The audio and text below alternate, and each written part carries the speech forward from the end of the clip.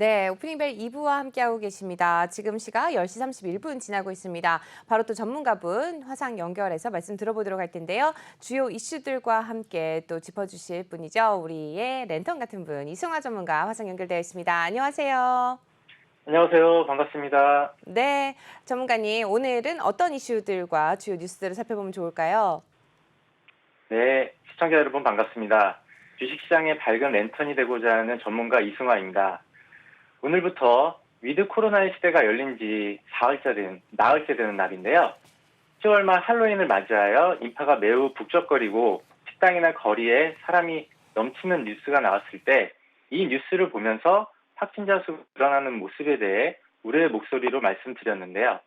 아쉽게도 그게 현실로 나타나고 있는 것 같아 위드 코로나의 고민이 시작된 것 같습니다.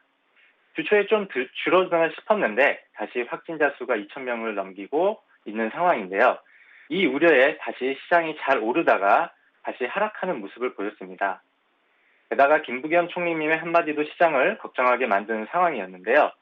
여태까지 잘 해왔는데 갑자기 거리두기가 완화된 상태에서 확진자 수가 늘어난다면 위드 코로나의 시대는 얼마 가지도 못하고 다시 문을 닫을 수 있다는 암시를 했는데요. 정상 가동률이 60%가 되면 일단 시그널이 오게 되고 75%가 넘으면 다시 중단하겠다고 구체적인 내용을 이야기했기 때문에 더 그런 것 같습니다. 어제 확진자 수는 2,667명으로 아직 위드 코로나 시작 단계이고 할로윈 여파는 아직 반영받지 않은 상태인데도 불구하고 위드 코로나 시기가 얼마나 오래 갈지 걱정하지 않을 수 없을 것 같습니다. 또한 그 시기가 빨라지면 경기 회복보다는 다시 침체 가능성에 무게를 두어야 하기 때문에 그에 관련된 주식은 당연히 다시 떨어져야 될지도 모른다는 생각으로 시장은 벌써 추워지는 느낌인데요. 그리고 중국에서도 의문을 가졌던 확진자 수가 다시 100명을 넘었고 중국이 다시 보수적으로 소비가 침체되지 않을까 하는 걱정도 같이 한 것 같은데요. 상하이 디즈니랜드 관광객이 34,000명 중 확진자 1명이 생기는 바람에 관람객 귀가를 막는 소동이 있었던 점도 하락에 일조하는 모습이었습니다. 그리고 전일 FOMC의 회의 결과도 불확실성으로 다가왔었는데 그 반신반의하는 모습에서 오늘 새벽에 결과가 나쁘지 않아 금리 인상에 대한 불안감과 테이퍼링 불확실성은 이제 시작을 발표하면서 더 이상 악재가 되지 않고 있는 상황입니다. 하지만 오늘 확진자 수가 증가하면 결국 위드 코로나 시대의 소비가 확장될 것 같은 기대감은 좀 줄어들지 않을까 하는 생각도 들지만 이것도 일시적인 조정이 되지 않을까 합니다. 우리나라 코스피 시장은 어제 아슬아슬하게 저점을 지지해 주었는데요. 아직까지 시장의 심리가 되살아나려면 3천선을 빨리 회복하고 안정감 있게 지켜주는 모습이 필요합니다. 지지선은 2,960 정도인데 오늘은 반등하고 3천선을 탈환했습니다. 계속 지켜줄지가 귀추가 주목이 되고요. 최근 외국인과 기관의 움직임이 너무 빨라서 예측하기 힘들어지고 있는데요. 이틀 전에는 엄청 사는 것처럼 하다가 어제는 산 거를 다 파는 모습으로 단기적인 트레이딩 모습으로 시장의 변동성을 키우고 있습니다. 오늘은 미국의 훈풍으로 인해 주식을 다시 사겠지만 다른 상황 변화에 따라 샀다 팔았다 하는 모습을 보인다면 저희도 그 흐름에 같이 따라가야 할 것 같습니다. 요즘 개인 투자자분들도 시장에 잘 대응하시고 스마트하게 움직이시기 때문에 이런 변동성 장에서도 잘 대응하시리라고 믿고 있습니다. 그래도 다행인 것은 시장이 하락하면 연기금이 가끔 시장을 받쳐주는 모습을 보이고 있어서 마음의 안정감을 주고 있는데요. 연기금이 들어올 때는 사고 싶었던 주식을 저렴하게 살 수 있는 기회로 삼으시면 좋을 것 같습니다. 전일 코로나 확산과 상관없는 테마가 있어서 말씀드리겠습니다. 게임주 테마였는데요. 저번에 말씀드린 위메이드를 비롯해서 계속 NFT와 게임과의 만남을 이야기하고 있고 겨울 방학을 맞이하여 새로운 게임 출시를 기대하고 있는데요. 언택트 관련주로 다시 테마가 형성될 수 있는 분위기라 코인과 게임주의 결합이 새로운 테마가 형성되는 것 같습니다. 제일 많이 오른 넷게임주도 신작 아카이브 출시 기대감이 있는데요. 넷게임즈는 서브컬처 게임 블루 아카이브를 오는 9일 북미, 대만 등 2,307개국에 출시한다는 소식으로 주가가 급등했는데요. 넥슨 자회사인 넷게임즈는 학원 도시를 배경으로 다양한 학생들의 이야기가 담긴 서브컬처 게임입니다. 지난 14일 동안 진행된 사전 등록에는 참가자 100만 명이 등록을 하는 인기를 모으고 있습니다. 서브컬처란 어떤 사회에서 일반적으로 볼 수 있는 행동 양식과 가치관을 전체의 문화라고 할 때 그 전체의 문화 내부에 존재하면서 다른 한편으로는 독자적인 특징을 나타내는 부분적 문화가 곧 서브컬처라고 하는데요. 예를 들면 상류계층 문화, 화이트 칼라, 농민, 청소년, 군사 문화 등이 이에 해당이 됩니다. 넷게임즈는 벌써 주가가 정고점에 도달하는 모습이라 가격적으로 접근하기는 부담되는데 갖고 있는 분들에게는 팔 시점을 고민할 상황인데 게임주의 고점은 끝까지 가봐야 되는 거라 더 지켜보고 결정하실 부분이 있는 것 같습니다. 따라서 11월 9일에 출시하면서 그 반응을 보면서 주가의 결과가 나올 것 같은데요. 같은 맥락으로 NC소프트를 한번 보겠습니다. NC소프트도 그 기대감이 많은 리니지 W를 출시했는데요. 벌써 1,300만 명이 다운로드 받아서 오늘 자정부터 서비스를 시작하였습니다. 유저분들은 게임을 하고 지금 총평이 나왔을 텐데 오늘 주가를 보니 분위기는 안 좋아 보이는데요. 인기의 순위는 1위가 되었지만 그 자리를 오래 지키지 못할 것 같다는 걸 주가로 보여주고 있는데요. 전작과 똑같은 실수를 하지는 않았을 텐데 반응이 시원치 않다는 건 그동안 게임 대장주로서 모습을 지킬지 더 두고 봐야 될 것 같습니다. 게임주 테마에 대해서는 이렇게 마무리를 하고요. FOMC와 다른 뉴스가 하나 있어서 말씀드리겠습니다. 바로 UN 기후변화 협약 총회입니다. 이번 달 11월 2일부터 3일까지 26차 UN 기후변화 협약 당사국 총회가 있었는데요. 여기서 미국 바이든 대통령의 사과 연설도 있었습니다. 파리 기후 협정 탈퇴를 한 트럼프 대통령과 달리 기후 협약에 대한 관심을 보이고 그에 대한 사과를 함으로써 이 테마도 관심이 갑니다. 헐리우드 배우 레오나르도 디카프리오가 참석하는 모습인데요. 26차면 26년 동안 기후에 대한 총회를 한 건데 이번에 관심이 가는 뉴스는 미국은 2050년까지 온실가스 배출을 0%로 한다고 하고 중국도 2060년까지 0%로 달성을 하겠다는 목표를 얘기했습니다. 우리나라도 2030년까지 18년 대비 온실가스 40%를 감축한다는 내용을 이야기했는데요.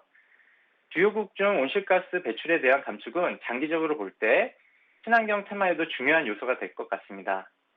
기후변화 협약에서 공식적으로 매년 개최하는 컨퍼런스를 COP라고 하는데요. 26은 1995년부터 현재까지 26번째 총회를 하고 있다는 내용으로 이제부터 기후협약은 실제로 우리 생활에 영향력을 미칠 것 같다는 생각이 듭니다. 거기에 대한 주요 안건 두 가지가 있는데요. 하나는 2030년까지 산림 벌채를 중단하여 산림 손실과 토지 악화를 방지하자. 또 하나는 세계 메탄 배출량 30%를 줄이는 글로벌 메탄 서약을 출범하자. 이 안건을 통해 우리가 유추할 수 있는 부분은 태양광이나 풍력 같은 재생에너지를 확대하고 친환경 에너지가 많이 쓰일 것이다라는 내용입니다. 탄소 중립 시대의 핵심 에너지원인 수소 에너지에 대한 관심도 가져야 될 것 같고요. 이산화탄소 배출을 줄이기 위해 친환경차, 즉 전기차에 대한 관심도 계속 늘어날 것으로 보입니다. 벌써 테슬라 주가가 $1,000를 간 것만 봐도 시장은 매우 빠르게 반응하고 있다고 봅니다. 지난번 상장한 지 얼마 안 된 전기차 회사 루시드 그룹도 신고가를 계속 갱신하는 모습이었는데요. 그래서 거기에 발맞추어 증권사에서도 관련 ETF를 내놓았습니다. 코덱스 KRX 기후변화 솔루션 ETF인데요. 여기에 어떤 종목이 있는지 한번 볼까요? 대장주인 에코프로비엠, 삼성 SDI, 삼성전자도 눈에 띄고 있고요. 여기도 포스코도 들어가 있는데 포스코는 의외이지만 포스코도 친환경적으로 많이 진행하고 있는 사업들이 있습니다. 따라서 여기서 눈에 익숙한 기업들 중에 현재 보유하고 있으신 분들은 이 ETF의 흐름을 같이 지켜보시는 것도 도움이 될 것 같고요. 현대차에 대해서도 말씀드린 적이 있는데 전기차와 수소차의 테마도 지켜보시면 어떨까 합니다. 관심 종목은 항상 관심을 주시되 주의할 점은 악재가 많거나 주가가 떨어지면 투자 심리가 악화되어 주식을 매수하지 못하고 포기하게 됩니다. 하지만 이런 테마는 꽤 오래 갈 것으로 생각되신다면 호재에만 반응하지 마시고 악재를 제대로 분석해 보시고 이 악재가 지나갈 것이라 생각이 되면은 악재 때 분할로 매수하는 기회를 삼으시면 좋을 것 같습니다. 주가가 지수 3,000선이 깨지고 공포감이 확대되어 파시려고 하는데 그것보다 저가의 매력적인 가격대에 살 수도 있다는 점을 기억하셨으면 좋겠습니다. 아까 말씀드린 친환경 테마들 중에 관심 있는 종목이 있어 말씀드립니다. 두산 퓨얼셀입니다. 생소하시겠지만 수소 관련주이고요. 친환경 에너지 관련주입니다. 공사는 발전용 연료전지 사업을 하고 있고 발전용 연료전지 공급 및 발전 소유자 보수 서비스를 하고 있습니다. 쉽게 말씀드려 대용량 보조 배터리를 생산하는 기업이라고 보시면 될 것 같은데요. 연료전지는 자동차, 생산 장비, 건물 등에 투입되는데 기존 배터리들이 전력을 저장할 때 손실되는 에너지까지 긁어 모아서 수소 생산을 하는 게 수소 연료전지의 계제 시스템의 주 역할입니다. 두산 퓨얼셀은 이러한 수소 경제에 가까우면서 100% 그린 에너지가 아직 개척 시작인 점을 감안하면 두산 퓨얼셀의 그레이 수소 계질 시스템이 가장 상용화하기 쉬운 기술입니다. 이자재 공급이 86%로 가장 많고 보수 서비스도 14% 정도 됩니다. 주요 고객사는 공공 및 민간 발전사이고 최근 유가 급등으로 인해 대체 에너지에 대한 관심이 높아지고 있습니다. 태양광에서 수소까지 다양한 에너지원에 대한 관심을 가져보시기 바라고요. 최근 중국 포산시 나나이 지역 아파트 및 상업시설에 전기와 냉난방용 열 공급을 하기로 수출 계약을 맺었고요. 국내 첫 발전용 연료전지를 중국에 수출한 상황입니다. 계약 금액은 1,320만 달러인데 앞으로 수출 계약이 더 늘어난다면 실적에도 많은 영향을 미칠 것으로 예상이 됩니다. 최근 실적 발표를 통해 전분기 실적보다 개선된 모습을 보였지만 예상치보다 낮아서 아직은 주가가 크게 움직이지 않고 있고요. 그래도 조금씩 우상향하는 모습을 보이고 있습니다. SK에너지와 MOU를 체결하고 친환경 복합 에너지 스테이션을 구축하는 과정을 겪고 있는데요. 아직 수요가 많지는 않지만 수소 충전소와 연료전지 패키지 사업을 통해 그 영역을 넓혀갈 것으로 예상이 됩니다. 따라서 올해보다 내년이 더 실적이 좋게 예상이 되는데요. 두산 퓨얼셀의 매매 동향입니다. 최근 외국인과 기관의 매수세도 꾸준히 들어오고 있는 모습인데 수급만 보더라도 관심주에 한번 넣어볼 만한 생각이 듭니다.